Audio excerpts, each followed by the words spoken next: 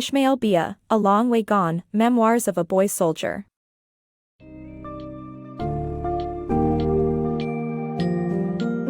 Dive into the harrowing journey of Ishmael Beah, a former child soldier from Sierra Leone, as he narrates his story in A Long Way Gone, Memoirs of a Boy Soldier. From a normal childhood to being thrust into the brutality and chaos of civil war, Beah chronicles the transformation he and many children like him underwent. They were separated from their families, forced to fight, and hardened by the horrors of the battlefield. Discover how these children faced not only the enemy, but also the suspicions of their own countrymen as they were molded into ruthless soldiers by propaganda and drugs. Be prepared to have your heartstrings tugged along this gripping story.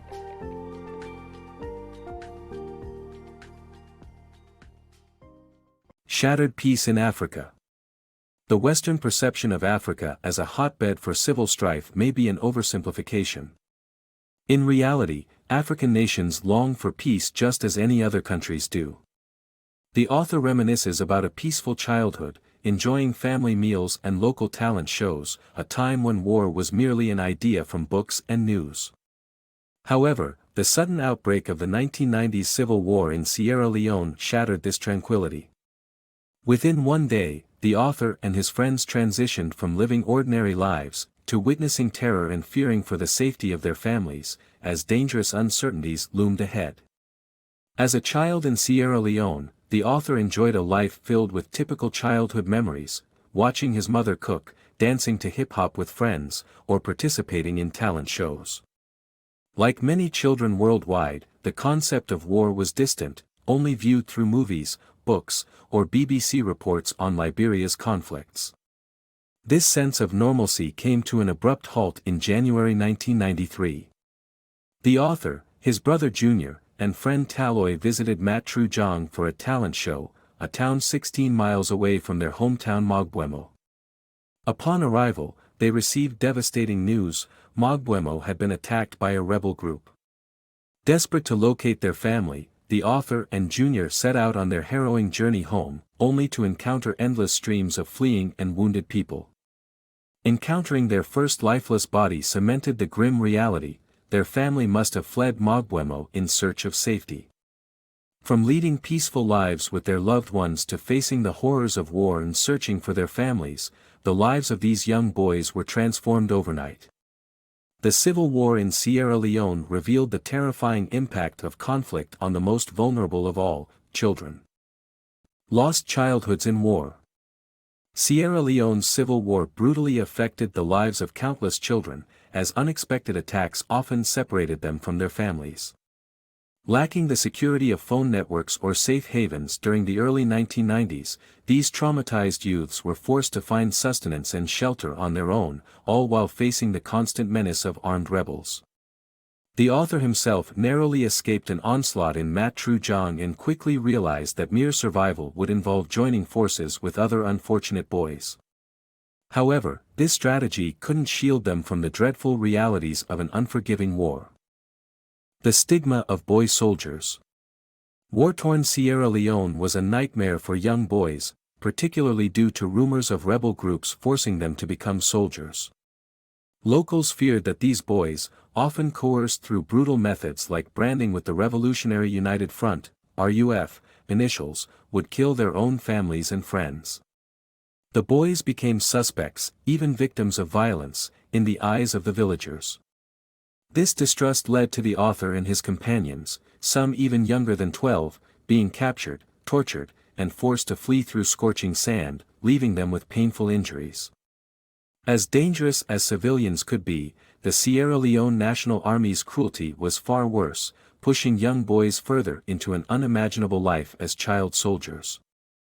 Trapped between rebellion and army. Facing the horrors of war, child soldiers are pressured into joining the National Army for their survival. They are treated as equal to adult soldiers, undergoing intense military training and eventually being thrown into battle, where they find themselves surrounded by threats and tragedy. Imagine the nightmare of being a child forcibly recruited and trapped in a brutal rebel group. As if that horror wasn't enough, even the National Army fighting these rebels could be just as ruthless. When young boys fell into the hands of the army, refusing to fight was hardly an option. The author shares his experience of being captured, along with his friends, and taken to a military base in Yale. The beginning was almost a relief, with access to food and rest, resembling some long-lost semblance of normalcy. But that all changed when the rebels and the horrors of war crept closer, and their peaceful days quickly vanished. Fearful for their lives, the boys were swayed by commanding officer Lieutenant Djibouti to enlist in the army. Despite a seemingly optional offer by Djibouti to leave, the boys felt they had no choice but to stay and fight. This decision only became more apparent when the lieutenant revealed the fate of the two who had left, killed by rebels just outside the base. The harsh reality faced by these young recruits became even more evident as they were thrust into military training. Among the 30 boys in Yale, ages ranged from merely 7 to 17 years old, all treated as full-fledged soldiers. Equipped with weapons, even the youngest boy had to learn how to handle a firearm, propping it on a stool during exercises due to its weight. But brutal training was just the beginning. The author recounts his first combat experience where he was initially unable to fire his weapon, overcome by shock and disorientation. However, the sight of his friends being slaughtered all around him quickly jolted him into action, as the devastating reality of war engulfed their lives. Warped reality of child soldiers. The army manipulated young recruits, such as 13-year-old boys, into becoming ruthless killing machines by skewing their reality with drugs and propaganda. Drugs like white capsules, marijuana, and brown, a mixture of cocaine and gunpowder, provided energy and numbed their senses to pain and empathy, allowing them to commit brutal acts. Additionally, the army filled the boys' minds with fabricated stories that blamed the rebels for the destruction of their villages and the murders of their family members.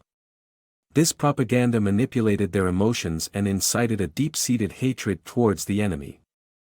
After some time, such brainwashing techniques were no longer needed, as the boys became completely consumed by this toxic mindset.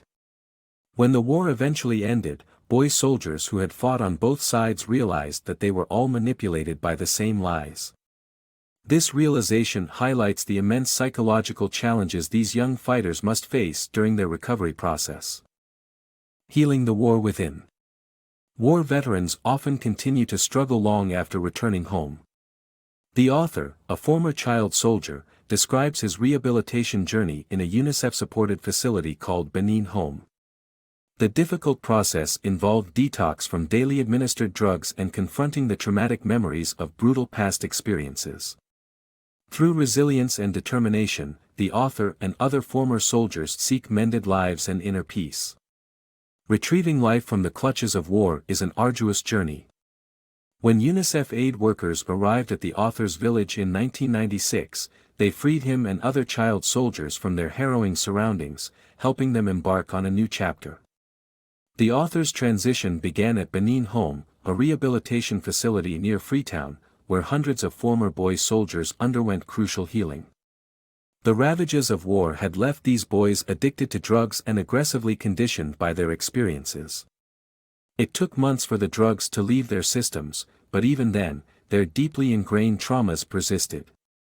Casual brawls and resistance to authority proved they were not ready to embrace peace just yet. The turmoil within continued to wage its own battle.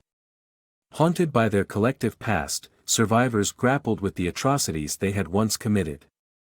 The author's path to recovery was punctuated by such disturbing memories. One day, overhearing a conversation about a junior lieutenant triggered a flashback about his own responsibilities in that role, including the massacre of entire villages and the merciless immolation of rebels. Drugged and surrounded by fellow soldiers back then, these acts had seemed ordinary. Now, with a clear mind, the author and his peers faced the stark reality of their brutal past. Amid the comfort of clean beds and regular meals, they took stock of their journey to recovery and the resilience needed to mend their lives. Their collective challenge was to fight the shadows of war in search of inner peace. Healing through compassion. After surviving as a child soldier, the author found himself lost and struggling, behaving violently towards those trying to help him. The persistence and kindness of the Benin Home staff, his nurse Esther, and his uncle Tommy played significant roles in his recovery. Through their unwavering love and support, he returned to a normal life and eventually became a spokesperson for Benin Home. By sharing his story and experiences in Sierra Leone, the author has educated thousands worldwide about the hardships faced by his country and its people. The journey towards healing for the ex-child soldiers seemed overwhelming, yet a ray of hope shone upon them. The empathetic and considerate treatment the author received played a crucial role in helping him overcome his dark past. The Benin Home staff remained patient and gentle with the troubled former soldiers, responding to aggression with compassion. Esther, a caring nurse, formed a special bond with the author, offering support and a listening ear. This kindness made a world of difference in his life. Additionally, the unwavering love from his uncle Tommy provided the author a chance to rediscover normalcy. Eventually, the author found purpose and a voice, performing in a talent show and speaking at international events. Through his powerful narrative, the world learned about the plight of Sierra Leone and its resilient people.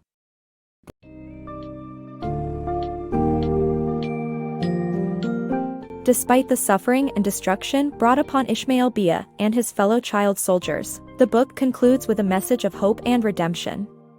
With the help of UNICEF and the Benin Home, a rehabilitation facility, recovering children were slowly reintroduced to a life beyond war. The timely intervention of caring individuals, such as Nurse Esther and Beah's uncle Tommy, was instrumental in fostering healing, love, and reintegration into society. The tale of ALongWayGone highlights the resilience of the human spirit and the importance of empathy towards those affected by war.